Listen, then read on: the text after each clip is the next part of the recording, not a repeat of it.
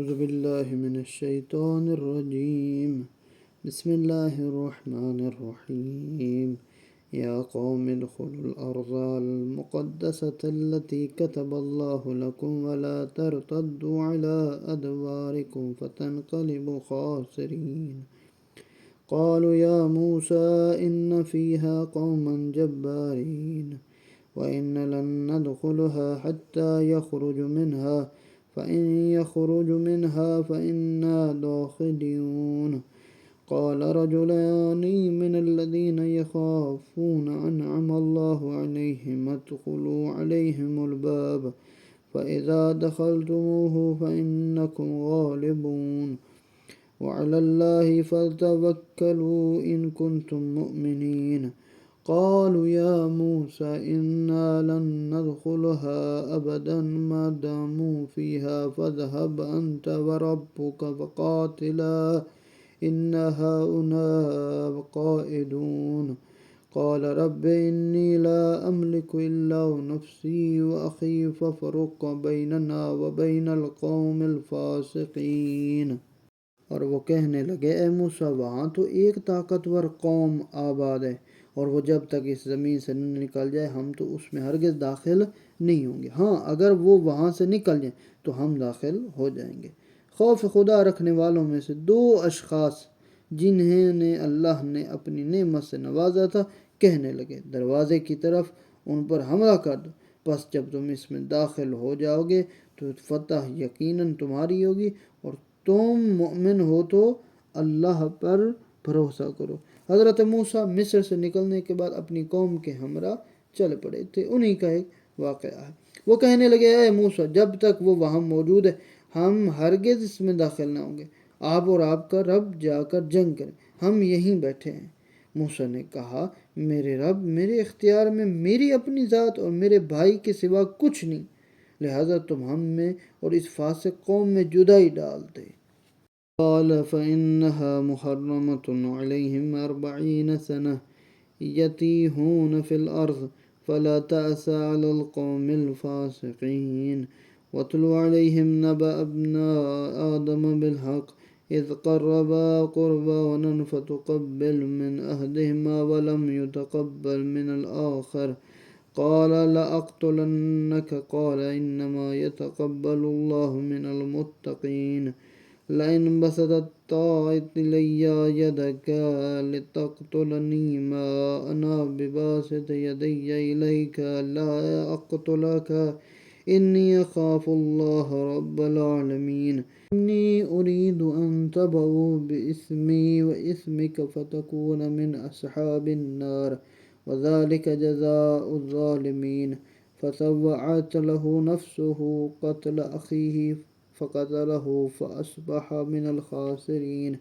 فبعث الله غرابا يبحث في الأرض ليريه كيف يواري سوءة أخيه قال يا ويلتى أعجزت أن أكون مثل هذا الغراب فأواريه سوءة أخي فأصبح من النادمين.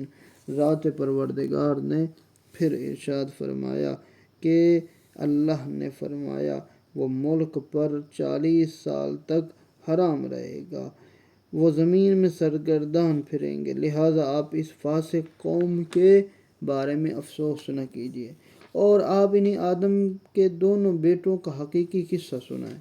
جب ان دونوں نے قربانی پیش کی تو ان میں سے ایک کی قربانی قبول ہوئی دوسرے کی قبول نہ ہوئی. تو اس نے کہا میں تجھے ضرور قتل کروں گا. پہلے نے کہا اللہ تو صرف تقوی رکھنے والوں سے قبول کرتا ہے. اگر تو مجھے قتل کرنے کے لیے اپنا ہاتھ میری طرف بڑھائے گا تو میں تجھے قتل کرنے کے لیے اپنا ہاتھ تیری طرف بڑھانے والا نہیں ہوں. میں تو عالمین کے رب اللہ سے ڈرتا ہوں. میں چاہتا ہوں کہ میرے اور اپنے گناہ میں تم ہی پکڑے جاؤ اور دوزخی بن کر رہ جاؤ اور ظالموں کا یہی سزا ہے. چنانچہ اس کے نفس نے اس کے بھائی کے قتل کی ترغیب دی تو اسے قتل ہی کر ڈالا. بس وہ خسارہ اٹھانے والوں میں شامل ہو گیا. پھر اللہ نے ایک کوے کو بھیجا جو زمین کھودنے لگا تاکہ اسے دکھا دے کہ وہ اپنے بھائی کی لاش کیسے چھپائے.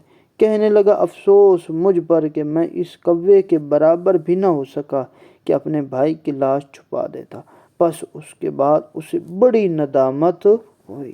من أجل ذلك كتبنا على بني إسرائيل أنه من قتل نفسا بغير نفس أو فساد في الأرض فكأنما قتل الناس جميعا ومن أحياها فكأنما أحيا الناس جميعا وَلَقَدْ جَاءَتْهُمْ رُسُلُنَا بِالْبَيِّنَاتِ ثُمَّ إِنَّ كَثِيرًا مِّنْهُمْ بَعْدَ ذَلِكَ فِي الْأَرْضِ لَمُسْرِفُونَ إِنَّمَا جَزَاءُ الَّذِينَ يُحَارِبُونَ اللَّهَ وَرَسُولَهُ وَيَسْعُونَ فِي الْأَرْضِ فسادا أن يقتلوا أو يصلبوا أو تقطع أيديهم وأرجلهم من خلاف أو ينفوا من الأرض ذلك لهم خزي في الدنيا ولهم في الآخرة عذاب عظيم إلا الذين تابوا من قبل أن تقدروا عليهم فاعلموا أن الله غفور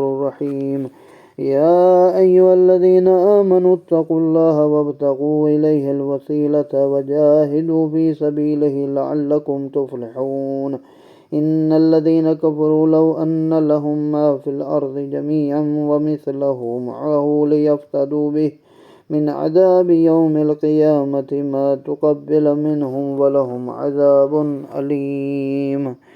پھر ذات پروردگار ارشاد فرمائے اسی وجہ سے ہم نے بنی اسرائیل پر یہ حکم مقرر کر دیا کہ جس نے کسی ایک کو قتل کیا جبکہ یہ قتل خون کے بدلے میں یا زمین میں فساد پھیلانے کے جرم میں نہ ہو تو گویا اس نے تمام انسانوں کو قتل کیا، جس نے کسی ایک کی جان بچائی تو گویا اس نے تمام انسانوں کی جان بچائی، اور بے شک ہمارے رسول واضح دلائل لے کر ان کے پاس آئے، پھر اس کے بعد بھی ان میں سے اکثر لوگ ملک میں زیادتیاں کرنے والے ہی رہے۔